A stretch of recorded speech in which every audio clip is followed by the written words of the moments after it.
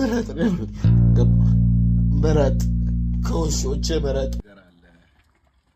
ሁላችንም የምንመራው በህግ ነው፣ በአዋጅ ነው። ሀገሪቷ ላይ በጸደቀ አዋጅ ነው።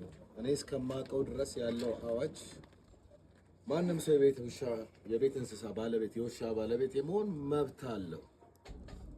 አዝሎንጋስ ውሾቹን አመታዊ ተገቢ የሆነውን ክትባታቸውና ሕክምናቸውን በተረጋገጠ የሕክምና ባለሙያ እስካስከተበ ድረስ ከቤት ወጥተው አደጋ እንዳያደርሱ እስከዘጋ ድረስ ማብላት ማጠጣት እስከቻለ ድረስ የሚለው አዋጅ ነው፣ ሁላችንም የምናውቀው።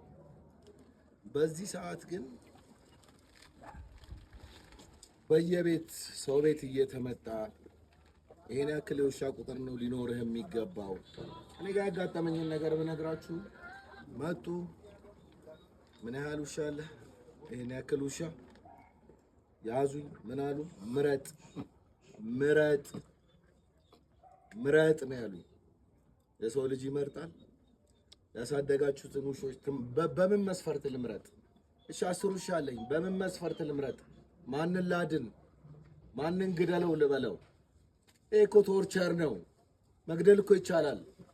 እኔን አስረህ እንደፈለክ የፈለክበት ወስደ መግደል ትችላለህ ውሾቹን። እኔን የምታስመረኝ ቶርቸር ነው ይሄ። ናዚ ካምፕ ወይ አሮን ነው እዛ ውስጥ እየተደረገ የነበረ ነገር ከሆነ አላቅም። ይሄ ቶርቸር ነው። እኔን ለማሳበር ነው ምረጥ የምትለኝ? ለምን መርጣለሁ? እድሜ ልኬን ከልጆቼ እኩል ከልጆቼ በላይ ያሳደግኳቸውን ውሾች ምረጥ። ለምንድን ነው? በምን ልምረጥ? ማንን ላድን? ማንን ልግደል? 2 ምረጥ፣ 8 ግደል። 2 ምረጥ። ይሄን ያላችሁኝ ሰዎች ይሄን ምርጫ ግን ፈጣሪ እናንተ ላይ አያምጣባችሁ። በምትወዱት መሃል ምረጡ አትባሉ። እኔ ይቅር እንዳልኳችሁ ፈጣሪ ይቅር ይበላችሁ። ምረጥ ነው ያሉኝ። ከልጆቼ መሃል ምረጥ። ተገድጄ ምረጥ። ተገዳችሁ እንድትመርጡ አያርጋችሁ። ሞትም ቢሆን ራሱ መርጦ ሲመጣ ነው የእግዚአብሔር ጸጋ። እኔ መርጬ አላስገድልም። መመለስም አልችልም ይሄን ጥያቄ።